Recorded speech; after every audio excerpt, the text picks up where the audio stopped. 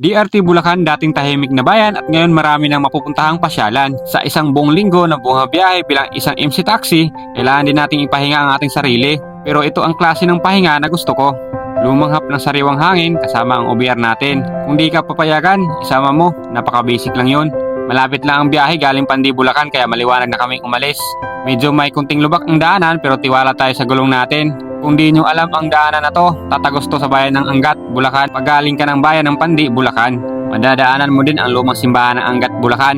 Lumang-luma na rin ang struktura. Kaya masasabi mong marami ng kasaysayan ang pinagdaanan ang simbahang ito. Marami na ring liguan dito, kagaya na lang sa ilalim ng tulay na ito. At pagkadating ng arko ng DRT Bulacan, nagpahinga muna tayo at kumain ng mainit na mami ni Kuya. Dalang mami. Meron sir, mami sir. Ito ng Doña Hermes Trinidad paglinggo. Nandito sila lagi nakapwesto.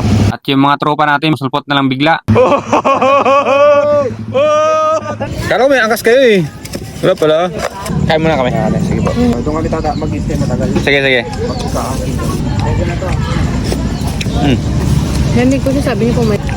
At may mga kapirata din tayong nabigyan ng sticker. Salamat sa inyo. Quickie ride lang ito at dahil hindi pa nakapunta sa Digos Hills ang ating OBR, doon tayo magre-relax ng panandalian. At kung balak yung pumasyal sa DRT Bulacan, meron ding namimitik dito at mas makukuhanan pa kayo ng sulo. At yung aso dito sa may ilalim ng tulay, nakakatuwang panoorin habang lumalangoy. Dive. Good dive mga aso. Ang kulit na aso rin dive. At ito yung kantong papasok ng Digos Hills. Magbabayad lang kayo ng 50 pesos per tao para sa entrance fee. Medyo rough road yung papasok pero basic lang sa Duro tires natin. At bubungad sa iyo ang magandang tanawin. Dito kadalasan may naglalaro ng mga enduro. Wala na tayong naabutan sa oras na ito. At may mga tanim pa ng pinya sa baba nito. Dito na rin pala tumambay ang mga tropa natin sa Duro. At kung trip nyo mag-swimming, meron sa baba ng Digos Hills. Magbabayad lang kayo. Kunting pahinga at langhap ng hangin. All goods na.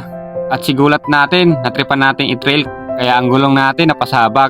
At all goods pag naka-Duro tires ka. At bago kami umuwi, kumain muna kami dito sa may Amadoras Grill and Cafe. Affordable at masarap ang kanilang inihain na pagkain.